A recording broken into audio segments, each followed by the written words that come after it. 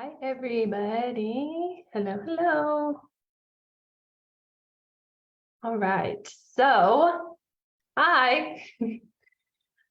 So one of the questions that I get a lot from my clients inside the chronic pain breakup method is, why does the pain spread?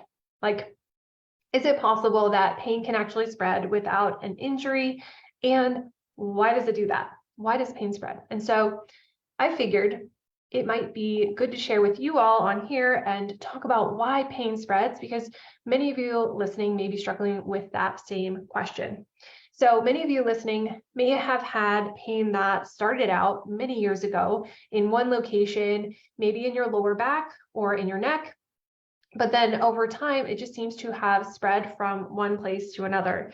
Like, it's bad enough to have pain in one area, but then for that pain to travel, that's got to be super frustrating. And it is so confusing and so frustrating to have pain that just seems to have a mind of its own.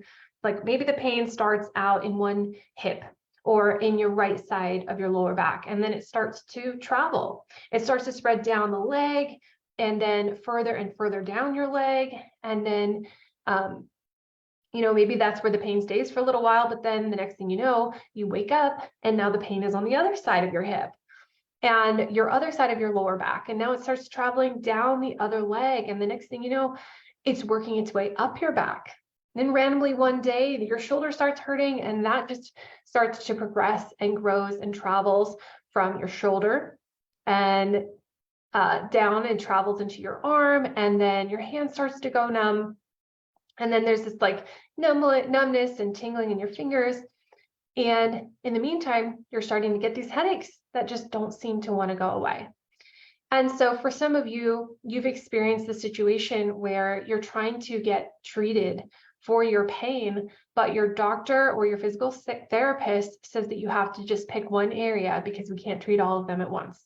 Has that happened to you? Like, how ridiculous does that sound?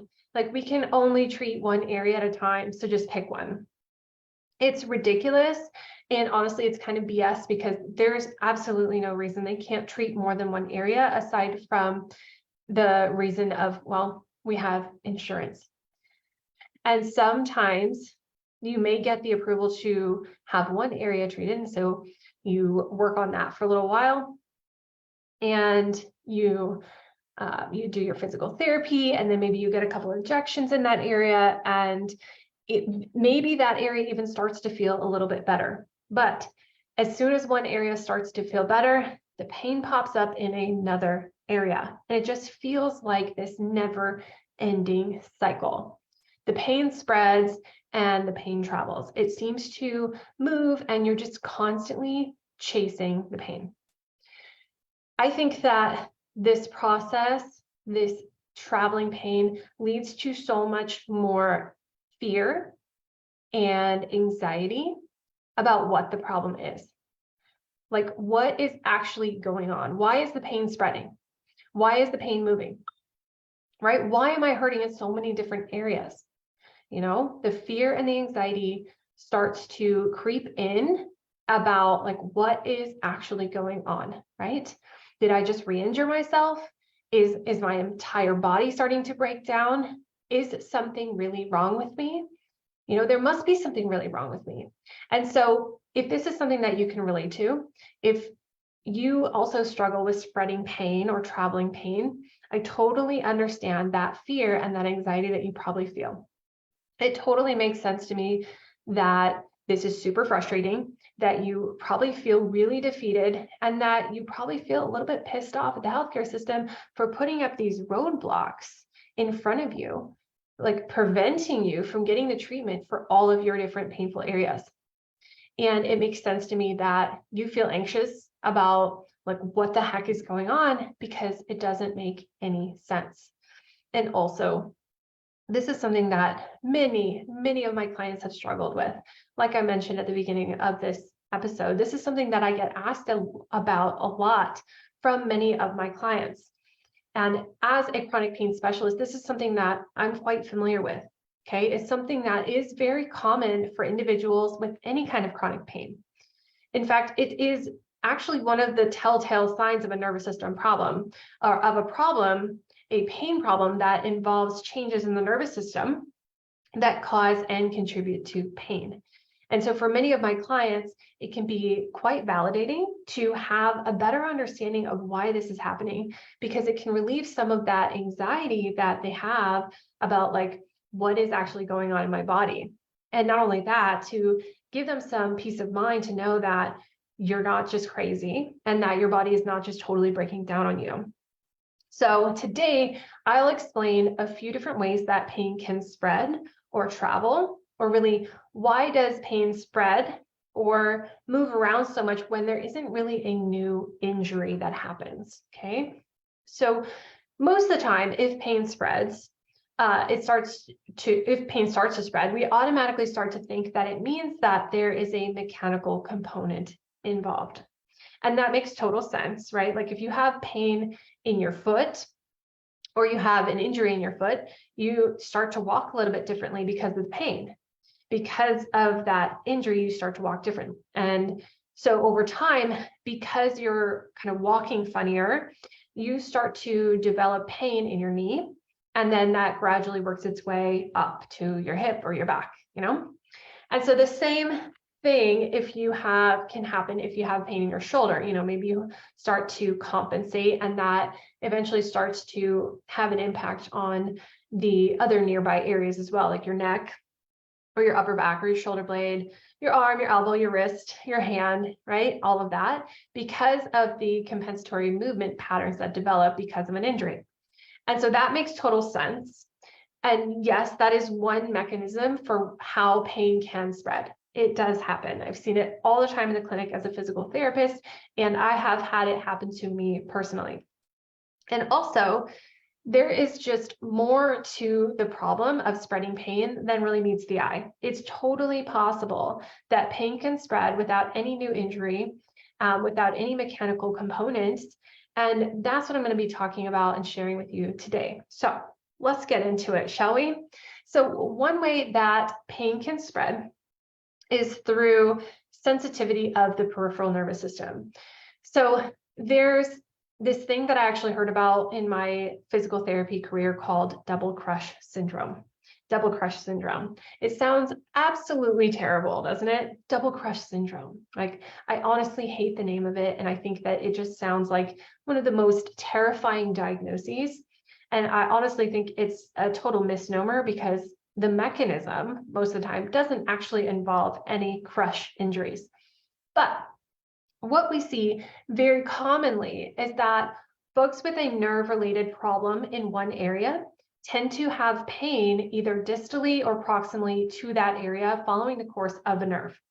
Okay, so for example, it's actually extremely common for folks with a neck problem, like cervical radiculopathy, or what some would often call like a pinched nerve in the neck, to also have carpal tunnel syndrome or pain in the wrist, which is often believed to be due to pressure on the nerve in the wrist.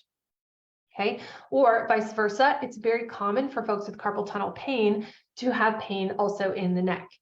The same is true in the lower extremity. So it's very common for folks with back pain or sciatica to also have plantar fasciitis or other pains that could be very well some kind of misdiagnosis related to pain in the foot and the ankle. So this is the thing. So often when we have pain in both areas, we start to look for those mechanical causes, right? Where is the nerve getting pinched, or where is the nerve getting compressed? And so that's what we tend to look for. And while sometimes it's true that there is a mechanical compression on both the proximal and distal sides of that nerve, it's actually more likely that there isn't really any mechanical compression going on. What's happening in these areas, or in these cases we like to call double crush syndrome.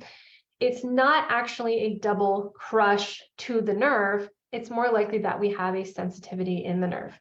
See, when one part of a nerve is compressed or irritated or getting pulled or stretched, it's going to change the baseline level of activity in that nerve.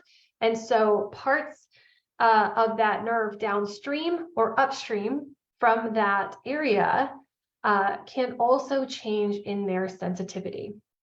So the pain can actually start with some mechanical pressure on one end of the nerve, say in the neck, but then start to cause sensitivity, pain, numbness, tingling, pressure, discomfort in the distal part of that nerve. Okay. Again, so instinctively, we start looking for the mechanical parts of the problem. We start looking for carpal tunnel syndrome, and we may even do some treatments to address that, like injections or even surgery to kind of open up the carpal tunnel area. But sometimes this is just not a great solution because it's not actually addressing the deeper cause of the sensitivity in that nerve. So surgery or injections or anti-inflammatory agents are not going to address that sensitivity of that nerve. But the good news is that we can affect the activity in those nerves with some very simple drills. Okay, so when the drills are done correctly and they're done the right way, there's some very simple drills that can change the expression of our genes in those nerves to lower the baseline level of electrical activity and thus lower the sensitivity in those nerves. Okay. Another way that pain can spread or really travel is due to our immune system. So anytime we have an immune response, any immune response is going to sensitize the nervous system. Okay. When the immune system gets kicked on, those immune cells and those immune chemicals actually interact with our nervous system. They can change the baseline electrical activity in our nervous system and make it easier for our nerves to pick up stimuli and then send danger messages. And so that means that in the presence of inflammation or any immune response, the nerves are going to need less of a stimulus to fire. And that means that things that normally wouldn't cause the nerve to fire cause the nerve to fire. And normally that's a good thing, because if you're having an immune response or if there's inflammation, that means that your body is trying to heal or protect you from some kind of fight off some kind of foreign invader. In those cases, it's good for our nerves to become super sensitive, because in those cases, we need to know that we need to take it easy so that we can allow our bodies to heal or to repair from damaged tissues or to fight off an infection or a foreign invader, right?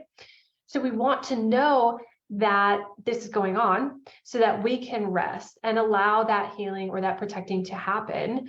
So we're not just using up our resources somewhere else. That healing or that protection essentially becomes the priority. So the nervous system gets sensitive in the presence of inflammatory chemicals. But also, the thing to know when it comes to spreading pain is that the immune system also has memory to it. So the immune system can remember problem areas or areas where it has had trouble in the past. So now anytime that you have an increase in inflammation or you have any type of immune response at all, those immune cells and those immune chemicals go right back to those problem areas, the areas that were troublemakers in the past. And when those cells and those chemicals get there, even though there may be no new damage or new injury or new infection, those chemicals cause nerves to become more sensitive in that area. Okay, so what happens? Well, those areas will start to hurt again or start to hurt worse again. The pain spreads and the pain travels. Okay, you may think that you had addressed that pain or that injury a while ago, but then all of a sudden, for seemingly no reason at all, the pain can just pop back up again because of these immune responses. Okay, so this is one reason that you may have traveling pain without any new injury, even though it feels like you have re-injured that area. Okay, and these immune system responses can be brought on by an assortment of different triggers, right? So could a viral infection bring on your pain? You betcha, right? COVID, the flu, any other kind of viral or bacterial infection can trigger an immune response. Eating certain foods may trigger an immune reaction. You know, you could have certain food sensitivities or intolerances, like, for example, gluten or dairy or nuts, or certain chemicals in our foods that may trigger an immune response. And also certain chemicals in our environment as well, like mold or other environmental toxins, could be contributing to those immune responses. And also, of course, any new injury is going to cause this type of immune response as well. As the immune system kicks on, it kicks into gear to try to heal and repair those injured tissues. Okay. Now, here's the thing. So many people are constantly trying to eliminate the thing that is causing these immune responses. Like if eating gluten causes your immune system to go haywire, it makes sense to try to eliminate gluten. But what I've seen in my experience is that oftentimes changing our diet or eliminating the thing that's causing the immune reaction simply isn't enough, okay? It would make sense that it would be that simple, right? Logically, it makes sense, but sometimes we have to just remember that sometimes we have the reason the immune system is getting kicked on and having a bit of an overprotective reaction to certain things, like gluten, for example, could be because the nervous system is sensitive to begin with. If the body is in this overprotective state, it's in survival mode, it's thinking, gosh, I'm trying to survive and I'm trying to stay in one piece and keep you alive and intact, and I'm trying to protect you from this potential injury, then that system is going to activate that immune system response to begin with. It's already super sensitive and it's making changes to how your immune system responds, making the immune system a bit more overreactive too. So that when you do get a viral infection, or you do eat something with gluten in it, or you do get a new injury, even if it's a minor one, the nervous system reacts and the immune system reacts like it's a death threat, right? Like it's good to have an immune response, but sometimes it feels a little bit over the top in relation to the actual severity of the actual threat that you encounter. Oh, hopefully that makes sense. So if the nervous system is kind of starting this problem, deciding that it's trying to protect you from a potential injury, then it makes sense to ramp up its other protective mechanisms, including making some changes to the immune system, okay? And then, like I said, the immune system just feeds right back into the problem by causing more sensitivity to our nerves.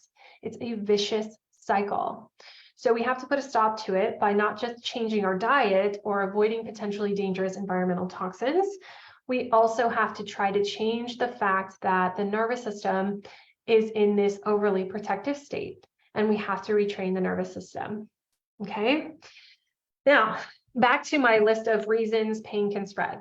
So we just went over how pain can spread or pop up without any new injury or re-injury thanks to the immune system and these inflammatory responses. Now, a third way that pain can spread is through changes in the spinal cord. Okay, so you may not know this, but the spinal cord actually is the very first place where processing information happens in our nervous system. We kind of all think that processing of information all happens in our brains, but it doesn't. It actually starts in the spinal cord. Okay, so the spinal cord receives these messages from the nerves in our periphery or the nerves in our body. They pass these messages up to the spinal cord. And most of the time, the spinal cord's job is to process that information and decide which of that information is important and which isn't. So the spinal cord actually processes the information that it receives and filters out certain information and only passes information that is the most important onward up to the brain. Okay, so the spinal cord is the first line of processing in our bodies. Isn't that cool? So, for example, because your brain doesn't need to constantly be bombarded with information from your body about whether or not you're wearing pants, the spinal cord is going to process out some of those messages because it's just distracting for your brain to constantly be having to be told that you're wearing pants over and over and over again. Okay, so those messages get to the spinal cord, and the spinal cord decides that those messages don't need to go any further because they're just not important enough to pass up to the brain. So that message or those messages stop there at the spinal cord. And that is a great thing, right? The problem is that in some cases, this filtering ability of the spinal cord can change at certain levels. And what happens is more information that is not as important ends up getting passed up to the brain. So now, instead of filtering out the message of you're wearing pants, the spinal cord passes that message up to the brain. And now the brain is hearing danger, danger, you're wearing pants. And what does this have to do with spreading pain? Well, based on the way the spinal cord is wired, the pathways are not entirely straightforward, so to speak. So when this change happens in one part of the spinal cord, it not only affects the area where you have pain or where the pain originated from, it also affects nearby areas and the opposite side. Okay, so for example, let's say you originally had pain in your right knee, but over time, due to some changes in the spinal cord, that pain can spread to the right thigh, the right shin, and the left knee.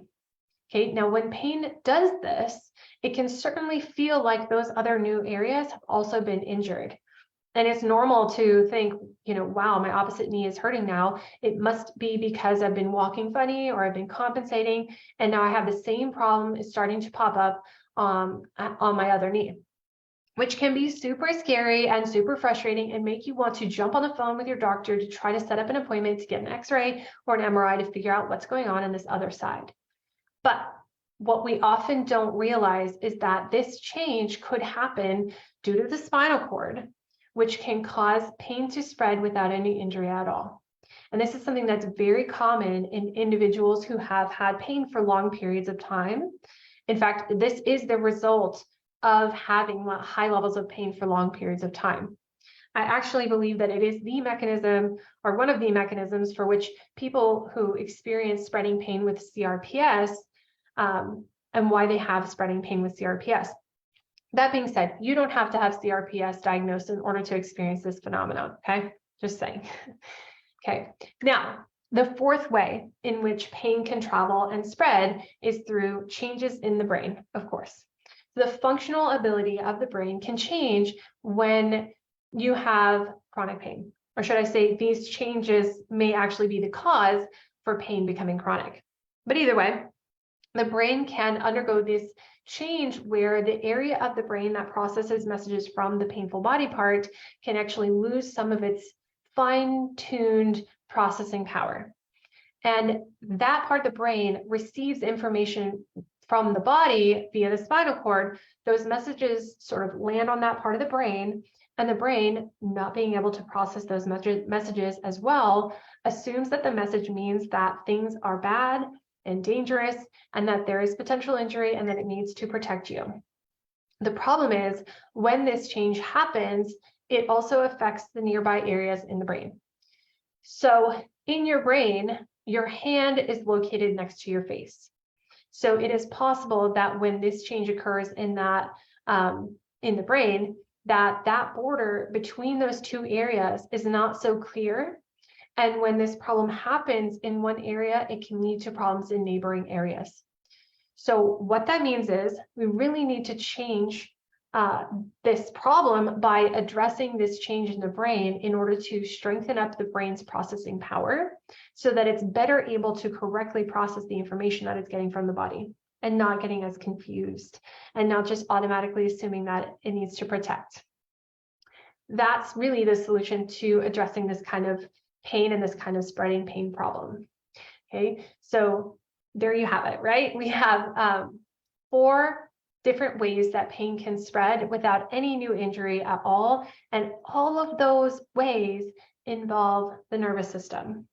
So these are things that we can affect change with. We can influence the changes in our nervous system and cause things to improve, which is such good news, especially for those of you who are listening, who have tried all of the traditional treatment methods and haven't seen any lasting improvements. There's a point at which you've just got to stop chasing the pain and constantly searching for something else, some new injury or some new disease or some new condition. And that constant search is just fuel to the fire, right? When you're always looking for something mechanically or structurally wrong, your nervous system is going to continue to find this need to be overly protective to protect you from a potential injury. It's going to continue to amplify things, making the nervous system super sensitive and overly protective, making everything feel like a threat, making everything feel not safe, and making everything feel like a new injury. And the problem is there's many things that can cause pain to crop up without new injuries, like we just went over today. But when you keep looking for those structural problems, those mechanical type problems, you'll continue to keep finding solutions that address those mechanical and structural problems. And when it's not that kind of problem, when there's more going on underneath all of that we can't see with the naked eye or that we can't see with x-rays or MRIs, then things don't seem to get any better. So that's where nervous system retraining comes into play. Things won't change. The pain will continue to spread and move from place to place and continue to scare you and paralyze you unless you can start addressing your nervous system.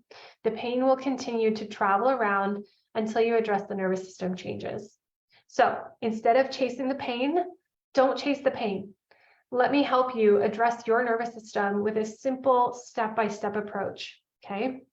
I'm accepting new clients to get started in my 16-week program, the Chronic Pain Breakup Method, right now. And this is the program for folks who are looking for natural, science-backed ways to address their pain problem by getting after that deeper cause. Okay, it is super easy to get started. I screen everyone before even inviting them to join the program to make sure that they're a good fit. And so you and I can have that conversation. If you are a good fit, then we can talk about all the details of the program together and what it looks like for us to work together. But we can only do that step by having that one-on-one phone call. So just me and you, where we can connect and discuss your unique situation. So go ahead and set up your free, it's completely free, Comfort Clarity call today using the link in the description. If you have pain that spreads or travels, I'm sure this is going to be a great fit for you, but let's have that conversation so we can be sure of it. Otherwise, nothing changes unless nothing changes. So I do hope that you will book that call, and I hope that you've also found this topic today super helpful. So please be sure to share this episode with your friends and your family, and also subscribe so you don't miss any new episodes. And thank you for listening today, and we will talk soon.